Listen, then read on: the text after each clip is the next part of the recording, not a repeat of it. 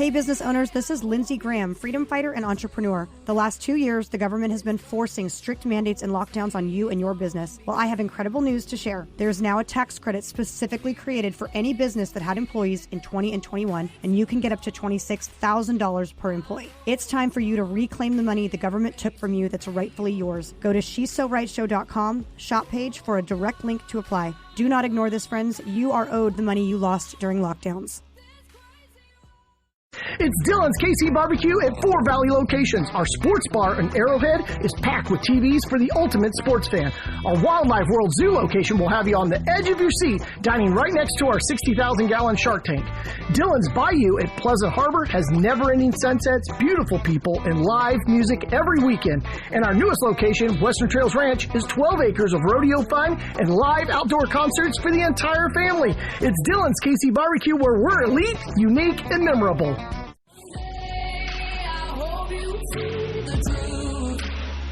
This fucking show stays on because of you. Welcome to the She's So Right Show. We are two conservative women called by Christ to speak up for what's right. Lindsey Graham, known nationally as the Patriot Barbie, is a proud author, public speaker, and brave political advocate for freedoms, rights, and conservative values. Brandy Barkley is a powerful Christian leader and founder of Power Soul, certified Christian life coach and public speaker, forging God's battle cry to strengthen believers. Guys, get ready to say it way more than you're used to. She's so right. Starts now.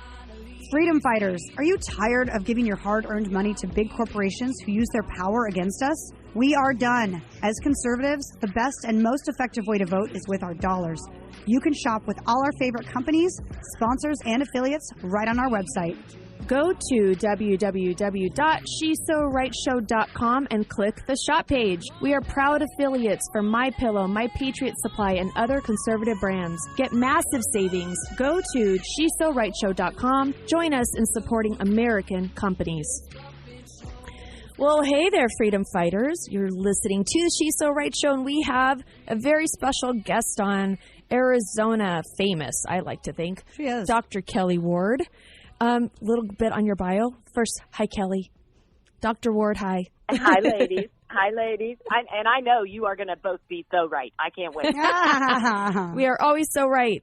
Dr. Kelli Ward entered politics in 2012 when she was elected to the Arizona State Senate. While serving 2 terms in office, she continued to practice medicine in emergency departments in Lake Havasu City and Kingman, Arizona. During her 3 years serving in the state legislature, Dr. Ward established a proven track record of passing legislation that supported small businesses, preserved the Second Amendment, thank you, Jesus, decreased the size of government, fought the opioid crisis, protected vulnerable Arizona students, and increased school choice. Dr. Ward was one of the most effective leaders in Arizona during her final year in office in getting 19 separate bills through the legislature and to the governor's desk. In 2019, Kelli was elected as only the second woman to lead the Republican Party of Arizona as chairman, and looks forward to helping bringing consistent leadership that grows our party. Whoop, whoop. Whoop, whoop, whoop. Okay, real quick, we started, when Dr. Ward joined us just now, she had a little tidbit that we need you all to know. What happened? Right. Well, okay, so ladies, of course, this was on my schedule starting at 11:45 because, that was what time you wanted me to call or sometime between there. I called. I was early calling. So I said, I'll call back 1 or 2 minutes before the show actually starts. Hung up and immediately got a phone call from a number I didn't recognize, but it kind of looked slightly familiar. So I picked it up. It was President Trump's office calling saying, I've got President Trump for you. And I got to talk to President Donald J. Trump for a couple of minutes. It was I can awesome hear you smiling. Happy birthday. It was wonderful. Okay, so he called you on his birthday. How does that work? It just is fortuitous. And actually last year it was funny because I sent him a little text this morning and said, happy birthday, Mr. President. I don't know if that sparked his memory. I'm not sure. But last year I sent him a similar kind of text, a happy birthday text. And he called me back. I was having family dinner with my whole family, my mother-in-law, my father-in-law, my mom, my stepdad, my husband. I'm not sure if any of the kids were there that night or not, but he called right during his birthday, he called us, and we all got to wish him happy birthday. So it was wonderful. Okay, so this is all gold. know he is the best president we've ever had, Yeah. and the people he's supporting and the changes he wants to make are so important in our state and in our nation. And I am so blessed to be able to have his ear every now and then. So it's great. Yeah. Man, Someday, so awesome. Someday Brandy and I are going to say, oh, so President Trump texted me this morning? I know, right? Well, I've been to Mar-a-Lago now 3 times, and I still haven't met him. And I'm going, okay, I'm getting annoyed. Kelly. It is. I can't believe it. I have to pinch myself many times because I've gotten to talk to him. I've gotten to meet him. I never thought that a coal miner's granddaughter, teacher's, daughter, from West Virginia would ever have the ability to interact with a leader like him. Oh my gosh, hold on. I have to tell this story. Okay, so Kelly, Brandy and I went and we were on OAN News a couple weeks ago, like last weekend. And Dan Ball gave us a story to talk about, and it was regarding NASCAR. Well, it was called Woke America. The segment's called, and it's all the silly going on with Woke America. So it's comedy, it's satire, whatever. But the NASCAR, Brandy made a comment and said something about, well, there's like 12 teeth there. And he says, oh, don't make fun of NASCAR, ha ha ha. And she could not let that go for like 2 days. She felt like it was the most offensive thing she's ever said in her life, right? She thought that we were ruined, like we were going to get canceled. Oh my gosh, and I felt so bad. You said at the walkaway event, she said, at West Virginia, it's like, oh, we got our toothbrush to brush our one tooth. And I was good. Like, oh my I'm God. not the only one. And that I had to learn to wear shoes. My husband is from California. Forgive him for that. He is an escaped native from California over to the land of freedom of Arizona. But he used to say that, when we got married, well, 2 things. One, that my family tree was going out when I married him. Oh my gosh, that that's taught me how to wear hysterical. shoes. So it is all in good fun. It is not poking.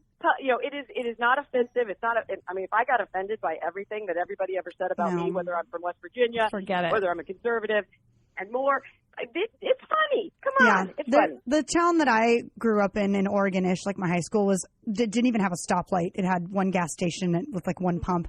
And people used to make the joke like, oh, it's all inbreds. So we would always joke about like, well, I want to marry my brother or whatever. It's like, you got to joke about. I make fun of everything because to me, this is, and I think, Kelly, you've been in this arena a long time where people will take something and just chew you up with it.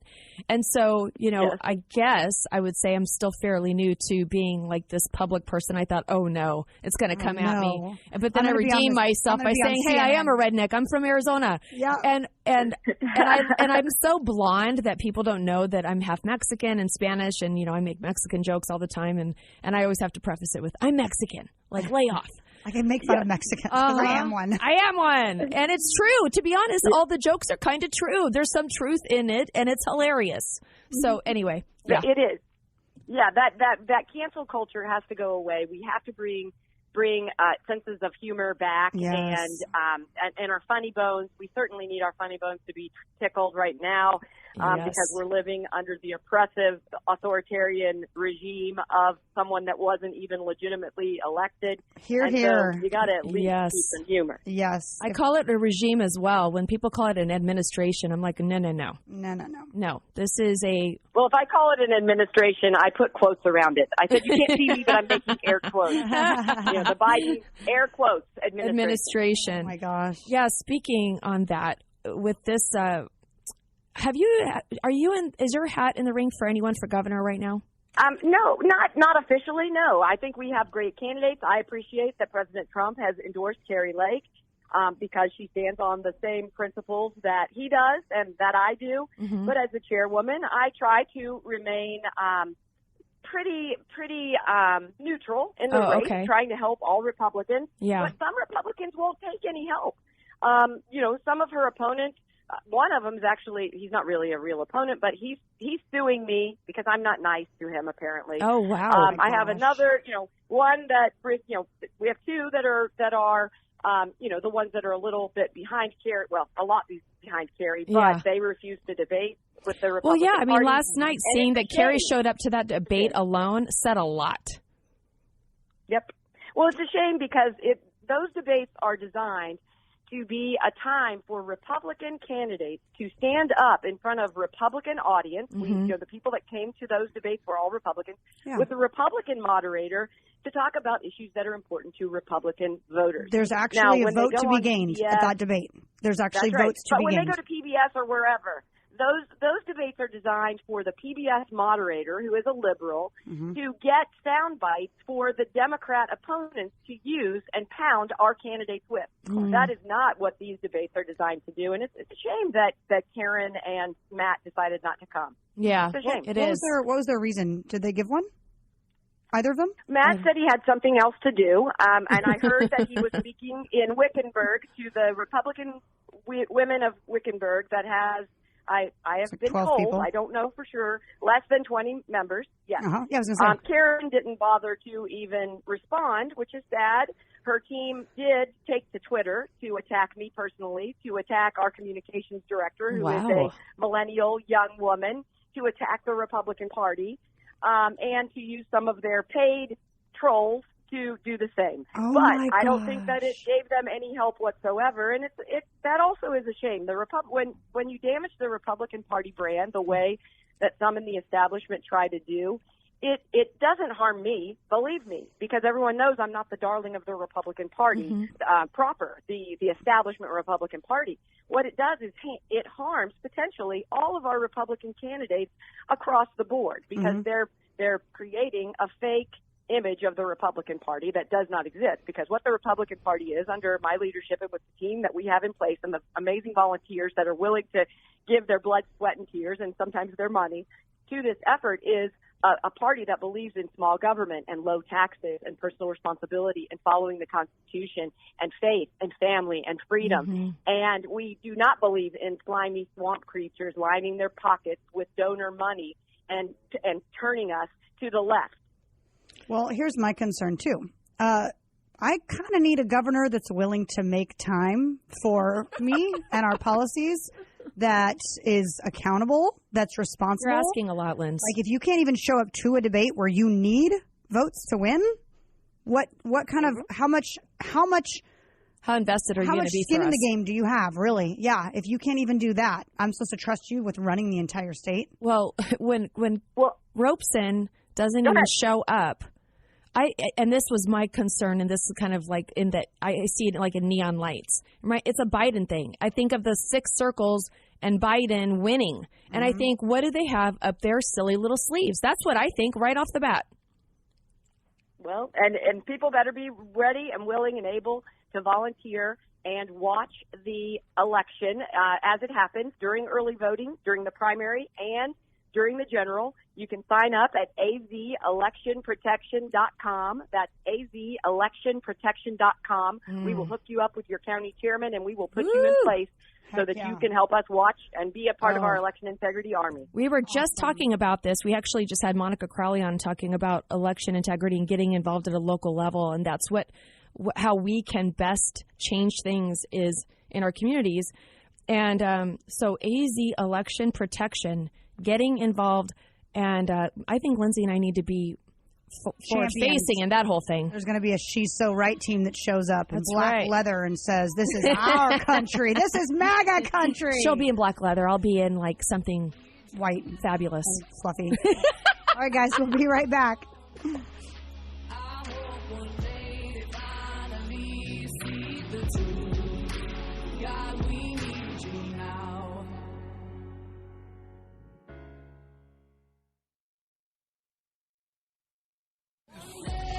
Welcome back to the She's So Right show. We've got the amazing Dr. Kelli Ward on today, and I will say this. I have been to many political events this last year, and when Kelli Ward speaks, she gets standing ovations coming on the stage. She gets standing ovations leaving. I swear people clap louder for Kelli Ward than they do for Carrie Lake. Like, well, I think are the you're darling really of Arizona. real. You're real, and you're light and bright, which is honestly, like you said, we've got to have this element of light about us right now in such a dark, world. And you have that. Even when we're talking serious topics, you're light and bright and full of hope. And I think people really love that about you. When I hear you, that's what I love about you. Where does that hope come from, Kelli? I thank you guys so much for that, but I don't think that they clap louder for me than they do for Carrie. She's got a movement going on here in this state, and she's capitalizing on what Donald Trump brought to the political arena, and it is different than anything I've seen in the 10 years, 11 years that I've been in politics. We're in a new day, and you ask me, how do I have a light? How do I stay inspired? It is because I am a faithful woman. I am a Christian. I love God. I know that things are in His hands. There isn't anything that I'm going to be able to change the path. I operate in faith, not in fear. Mm-hmm. And I try to be joyful about everything that I possibly can, because I love to be joyful, number one. And number two, the left hates it when you're happy. Uh-huh. They hate happy people. They hate smiling people. They hate people who love each other. And so I strive to be that kind of example. That's why I wrote my book, Inspired by What's Right, just so you know, it is basically a political journey. It really is an uplifting story about how I got into politics, the things that happened to me on the McCain race as well as the Flake race, and then things that you can do to inspire other people and how you can continue to shine your own light in any way possible to make things better across the board. So, it's good. Just faith and family. Those are the things that keep me strong. Those are the things that keep me going. Wonderful. Well, you're doing a great job. Yeah. You've actually led, I think, quite a bit of the charge in Arizona as far as getting people activated and aware of the election fraud. And for what I know, you seem to be everywhere. So it's like, this is a movement for you. This is a passion. It's amazing to watch you bebop around and make big moves. So thank you. And when you say the last segment we were talking about how people are, not big fans. And I'm like, who are these people? Are they rhinos? And, you're getting pushback from other candidates because, they're acting like you're not available to them when really, like you said, Carrie has this mass momentum and she is a hard-working woman. I know firsthand, just, watching. I mean, I literally can't keep up with her events. I don't know how she's doing it. It has to be by the grace of God to have the kind of energy she has for this campaign. And no one is outworking her. And so the fact that people are saying to you that you're choosing her or you're not giving anyone ample time, really, she's the one taking action that I can see. That's right. And as an Arizona citizen, I'm going to vote for the person that I think is going to lead us in the direction in the way that I would like to be led this state. I've been disappointed over the last few years. Even while I was in the legislature, I had 2 Republican governors. I had Jan Brewer. I had Doug Ducey. And I was disappointed because they had the power and they had this pulpit to be very strong on conservative issues, like Ron DeSantis is fearlessly doing in Florida. And instead, they capitulate to the left again and again and again, based on polls, based on consultants. And you said, who's mad at me? Yeah, some of the people are conservative themselves, but they have people around them that I call not just rhinos, but slimos, because they're slimy rhinos. They're not even just rhinos. Well, if you're a rhino, you're slimy, in my opinion. If you call yourself a Republican or conservative and you're not acting like one and you've been elected to do that, you are slimy. So when it comes to Doug Ducey, tell me what I felt like. Why did he act this whole time like his hands were tied? Is that because, and this is what, hearsay, or maybe, when I've dug around a little bit, that he was funded by the McCains? I mean, is that truth? Well, it's hard to say because, he worked with the McCains, for years. And those roots from the McCain machine go very deep. There are a lot of people who pay allegiance to that machinery because they help to make their political careers. And it's not always easy to be the conservative. And you have to ask Governor Ducey why he does what he does. I will tell you, still, since the time I've been chairman, I've had one meeting with Governor Ducey. It was in August of 2019. He has refused to meet with me since that time. Wow. I offer olive branch after olive branch after olive branch, saying, let's bring your people and my people to the table and let's win these things. and he is just not willing, not interested, and even told Chairwoman Ronna McDaniel, who came to Arizona to facilitate a meeting, that he's just not ready to meet with me, and he might never be ready. What do you mean be ready? What not to be ready for? Why he's so afraid? I don't understand. What a wimp. It's not good. No. Wow. No, it's not good. It's horrible. Well, you know, he endorsed my opponent when I became chairman. He endorsed Jonathan Lyons, who was the sitting chairman at the time. And, you know, it makes incumbents angry if you take them out. And I was able to be very successful, and I've been a very successful chairman of this Republican Party. Okay, yeah, raising increasing precinct committeemen. There we go. I want to explain to our listeners exactly what a Republican, you know, the chairman does, because I think we could sit here talking about it and people don't really know what you do. Yeah, well, I do a little bit of everything. I herd a lot of cats in terms of our candidates. We don't recruit all of our candidates, but if we know there are good people out there, we try to encourage them. We train them. We trained over 500 people to be school board candidates and activists. Wow. And that's thanks to our executive director, Pam Kirby. She was the spearhead behind that, and that has been great. We also have a candidate boot camp. It was live, and it's also Lindsay, online, you got to join the candidate boot camp. Go. Right. Learn how to fundraise, learn how to team build, learn how to knock on doors. But one of my main jobs is raising money, and it was one of the attacks that many of them had because they knew they have control over the establishment money and that they could direct it elsewhere into the consultants' pockets that they favor, their friends' pockets. It's sick and it's dirty what has happened in parties across the whole country, not just here, where money comes in from donors. It goes straight into consultants' pockets, and they don't care one way or another if we win elections. So that you're changed saying when I became chairman. Yeah. So when you became chairman, they had to come to you for approval for that money filtering, and you were like, no, we're doing this right. Well, they directed the money to other entities that created political action committees or independent expenditures. So the money that used to come to the party that Governor Ducey and before him, Senator McCain and their people could direct went to other places. And I think it's a waste. I think that supporting the party is very, very important. I will tell you one thing that I don't have the power to do, and that is certify elections or certify election machinery. Though there is a little tiny part of our party that thinks that I have that power. I don't. Well, if I did, it looks like Brnovich should have done something already. I mean, it's getting a little late, Skate. We'll talk about that when we come back. You guys are listening to the She's So Right show with Dr. Kelli Ward as our special guest.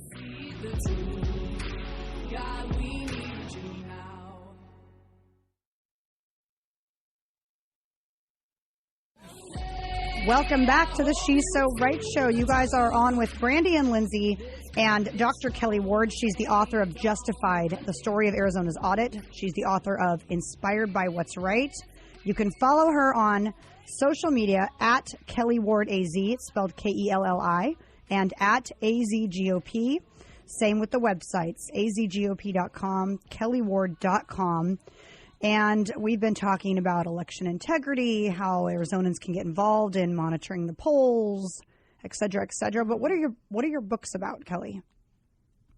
Well, thank you. And yes, I always say it's Kelli with an I because I care about the people, and that's how you guys can remember on so social cute. or on the website, wherever. Yeah, I never thought I would write a book. I will tell you that Sheriff Mark Lamb and his wife Janelle encouraged me to actually do it. Now, after the McCain race, I wrote Inspired by What's Right. I began it and I pretty much finished it. But I didn't ever put it out because when I ran against Jeff Flake, and remember when he got out of the race, I was leading him by 30 points. If the establishment had gotten on board, I think things would be a lot different in Arizona. I'll just leave it at that. But I wrote that book, and it was kind of cathartic to me to get it all out. But Sheriff Lamb and Janelle said, you need to get your book, get it off the shelf, dust that off, and get it out. And that's when I put out Inspired by What's Right. I had to cut it about in half to be able to self-publish in the way that we wanted. But then, I was really involved in the audit and making sure that we were looking at what happened in 2020 because it was obvious to me and it was obvious to you ladies as well as to the vast majority of people in Arizona and across the country that something wasn't right in Dodge, that Donald Trump won that election and we had to know what happened.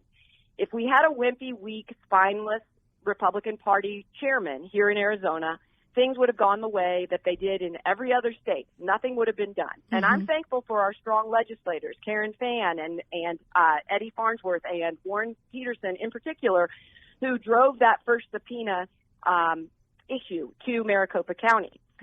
But every day I was reporting on this. Every day I was doing an update about what was happening. And so people said, I wish somebody would compile what happened with this audit. And so I had all kinds of notes, all kinds of scripts of things that I had talked about whenever I was making videos. And so I just hunkered down and I put together a book on what happened with America's audit. It's called Justified. And Seeking the Truth is always justified.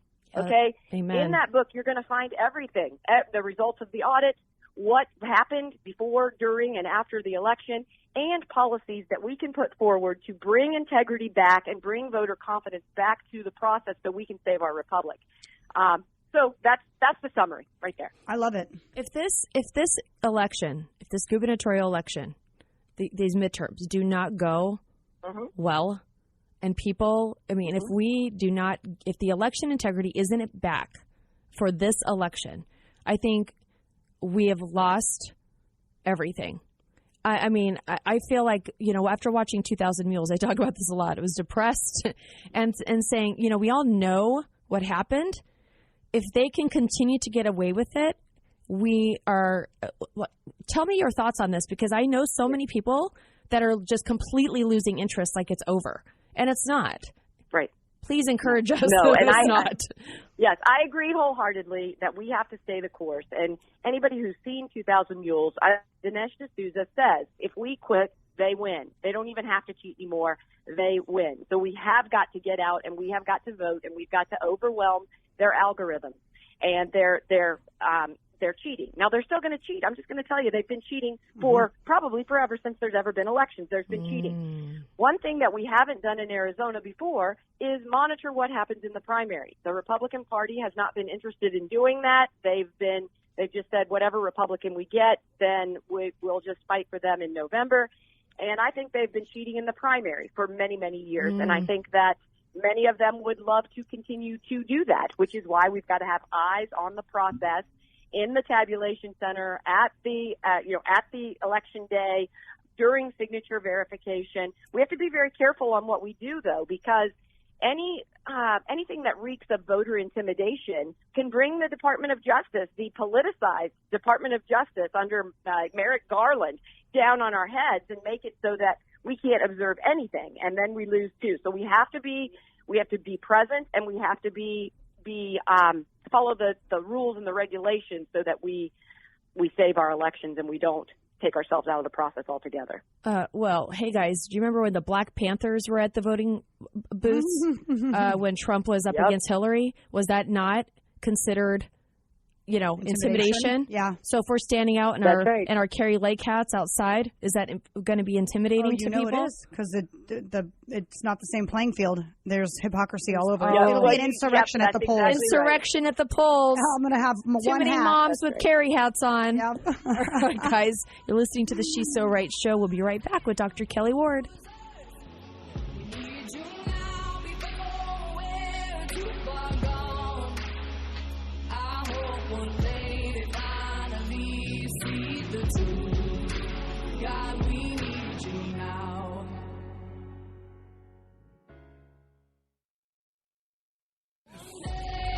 Welcome back to the She's So Right show. Brandy's losing her voice, and so I am taking control. I know, my voice is enjoying rough. it. And she's also doing my pet peeve today, which is smacking her lips in the microphone.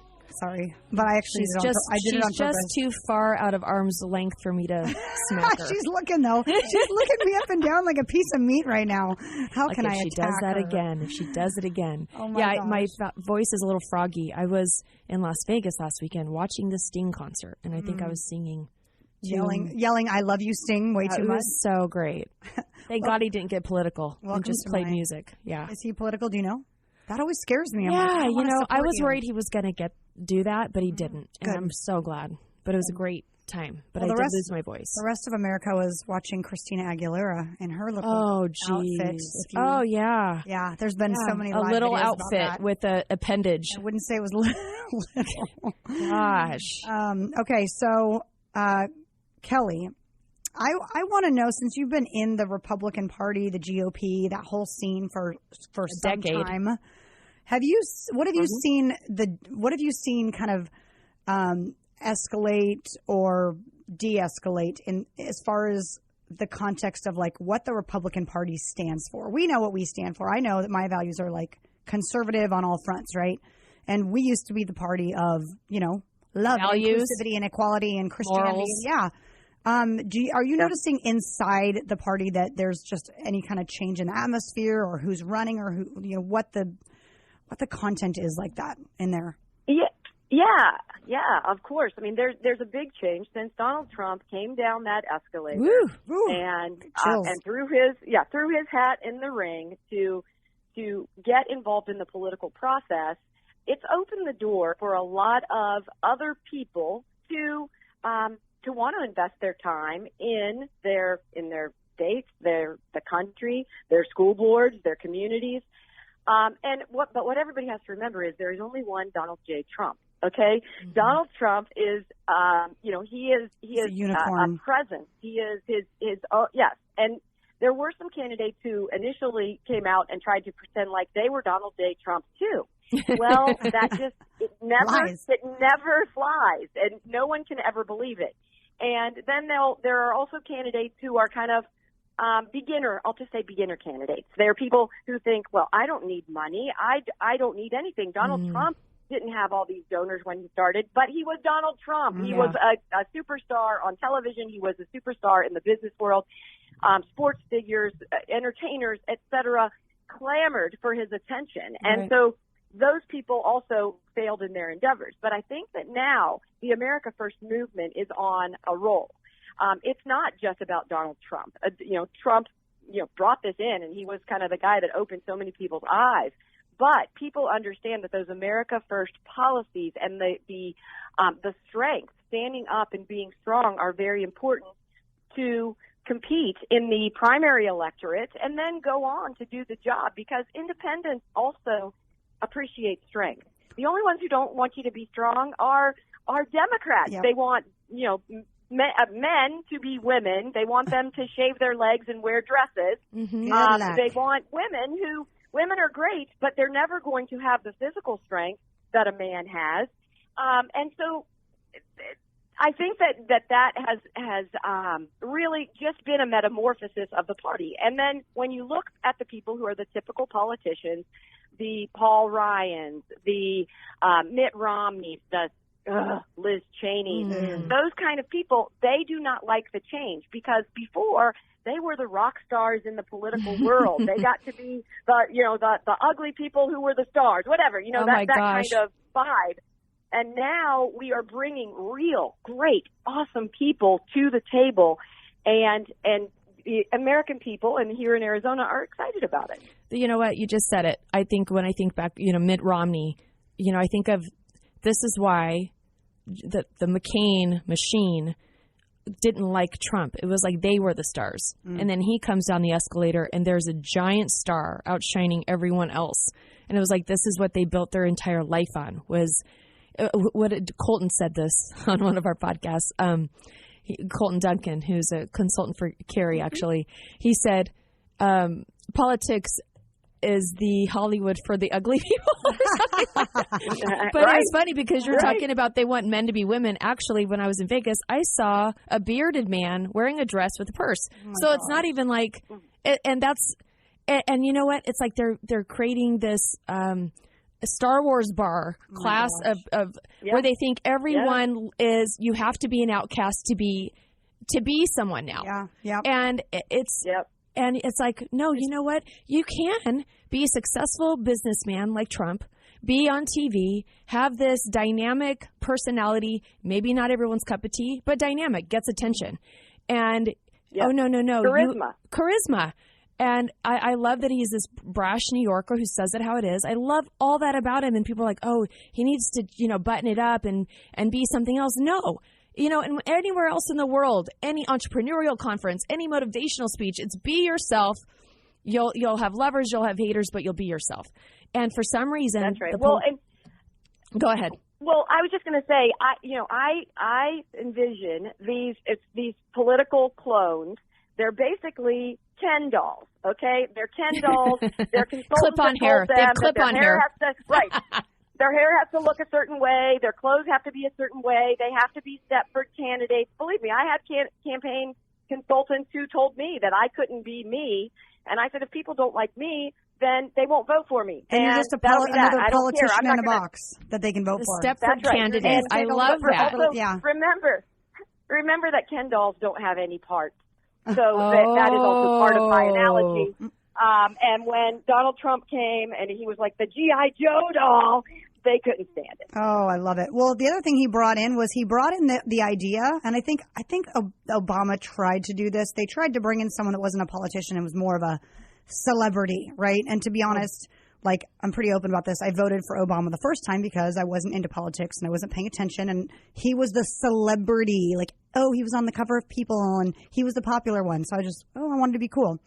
Donald Trump, he brought into America the idea that you don't have to be a politician, especially a career politician, to do things right. Mm-hmm. And one thing that I love about Donald Trump is that, yes, his tweets could be mean, but I'm like, good. That's authentically, if that's something he wants to say, he doesn't have to go, well, let me consult and see if I should say that first because I don't want to offend anyone. Mm-hmm. Well, okay, if we're going to put everyone in a little box and control everything they say, let's just vote in whoever we can control, whatever they say. What's the point? Well, right. I think about this. That goes back to our first segment about canceling people for saying teeth brush. One tooth at NASCAR.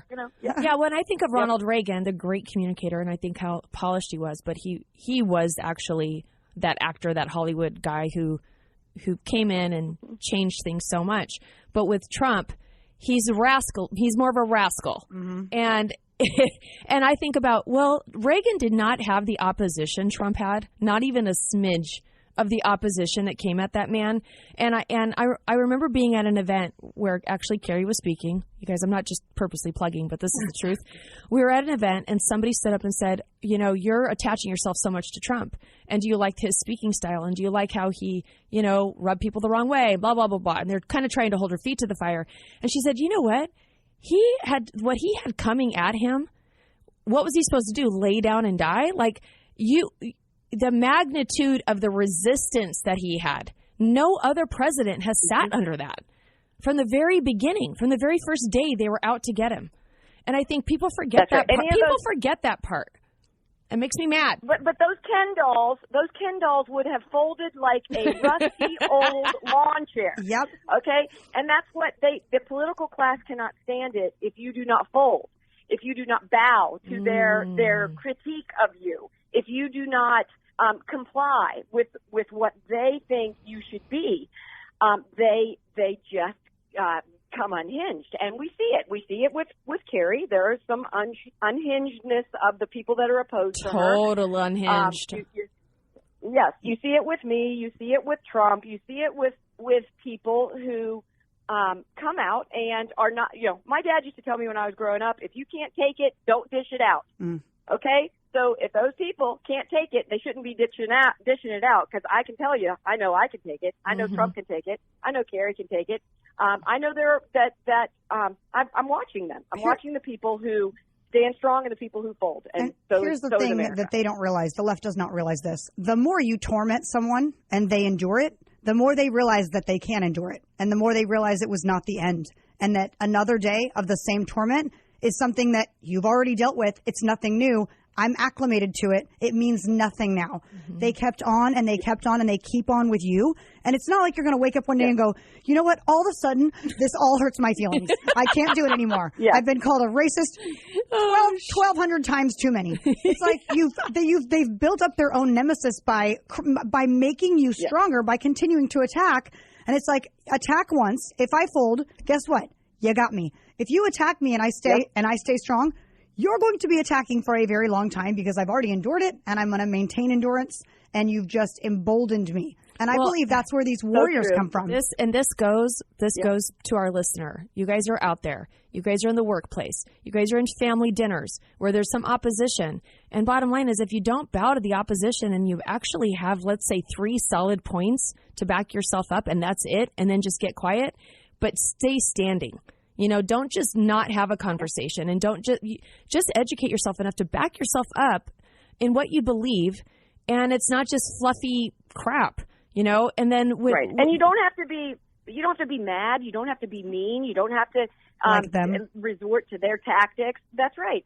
And I think God put me in this position now for a reason, because he knows that people need someone that is strong, that they know will stand up for them or stand in front of them and take arrows for them. Good. And I'm willing to do that for our candidates that stand strong on faith, family, and freedom, and Republican principles. But I'm not going to take arrows for people who are voting for gun control, who want open borders, who want in-state tuition for illegals, who, want to tax us into oblivion and then claim they're Republicans. That's not who I'm taking arrows for. I'm taking arrows for the America First people. Amen. Well, you know what? On that note, can you just say your thought on, are we going to have anything go through, any legislation on this one day, one vote situation in time for primaries? I'm a little pessimistic on it. I always say never say never. You never know what's going to happen. But I mean, it sounds like the governor's busy trying to put red flag laws into the budget rather than put election integrity into the budget. Mm-hmm. But that doesn't surprise me. I talked to David Laura down in Yuma. The guy, he was very instrumental in helping with 2,000 mules, as well as arrests that happened down there related to election fraud. And he asked me that same question, and I said, I don't know. We might just have to be patient until we get new people in, and we have to make sure that we get those new people in 2022, because in 2023, it's not like the clock ends. We still have time to do it. It's just it puts our back against the wall, and it is disappointing that people like Paul Boyer and T.J. Shope and Michelle Ugenti-Rita voted against election integrity bill after election integrity bill, when people like, Jake Hoffman and Wendy Rogers and Kelly Townsend and, Mark Fincham and Sonny Borelli, Leo Biasucci, all these guys were putting things forward to strengthen our elections and bring voter confidence back.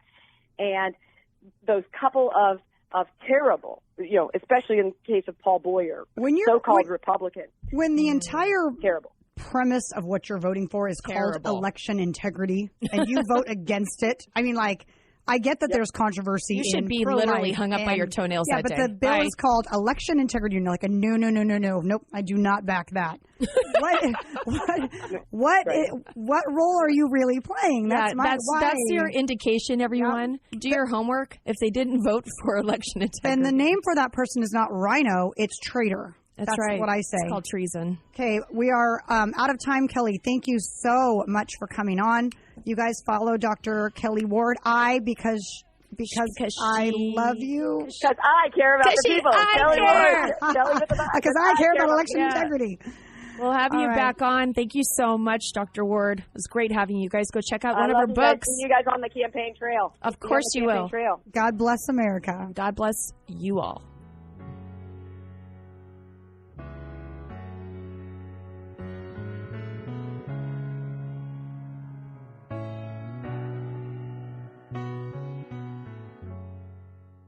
Hey, business owners, this is Lindsey Graham, freedom fighter and entrepreneur. The last 2 years, the government has been forcing strict mandates and lockdowns on you and your business. Well, I have incredible news to share. There's now a tax credit specifically created for any business that had employees in 20 and 21, and you can get up to $26,000 per employee. It's time for you to reclaim the money the government took from you that's rightfully yours. Go to SheSoRightShow.com, shop page for a direct link to apply. Do not ignore this, friends. You are owed the money you lost during lockdowns.